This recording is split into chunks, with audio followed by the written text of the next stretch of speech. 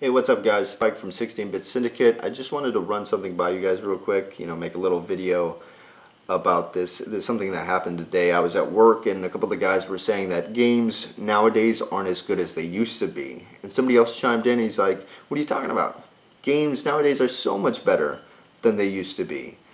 Games are longer, they look much prettier. I mean, graphics wise, they're obviously superior, and the amount of content in one game is so much more than it used to be. Not to mention the price is still roughly the same. For a cartridge back then it was still roughly $60. Now, same price. So how can you possibly say that the games back then trump games nowadays? But I believe, speaking as a whole, for the 16-Bit Syndicate, me, Zach, and Hero, I believe most of us would decide that games back then were just a tiny bit better. And my reason, at least, for saying that is because games back then strived to be the best they could be. Not all games, obviously, you had your E.T. and you had your clones of like Pac-Man and all that stuff.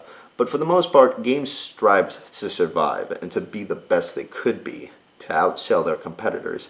Nowadays, the game market is so oversaturated, people are looking for a stride to hit, and once they hit that stride, they stick with it. Look at your Call of Duties, look at your rock bands and your Guitar Heroes. They find something that works, and then they stay with it.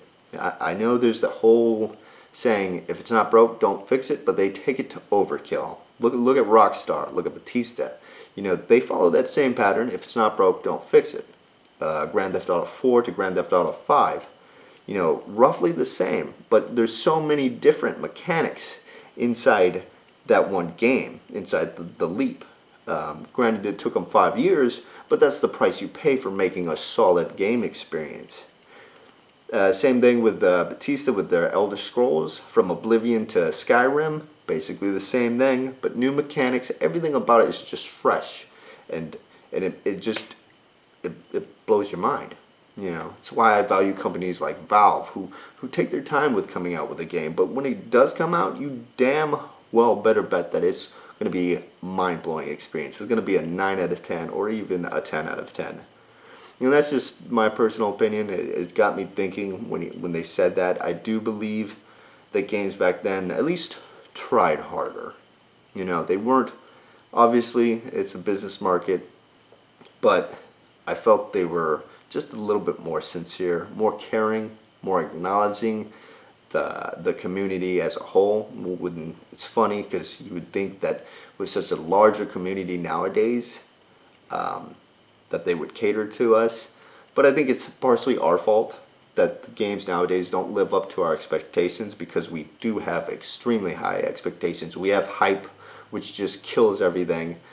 So that's my opinion. Maybe you guys have a different opinion. If you would like, go ahead and share it.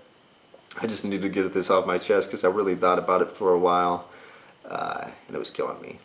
Anyway, from Spike, the 16-Bit Syndicate, have a good night.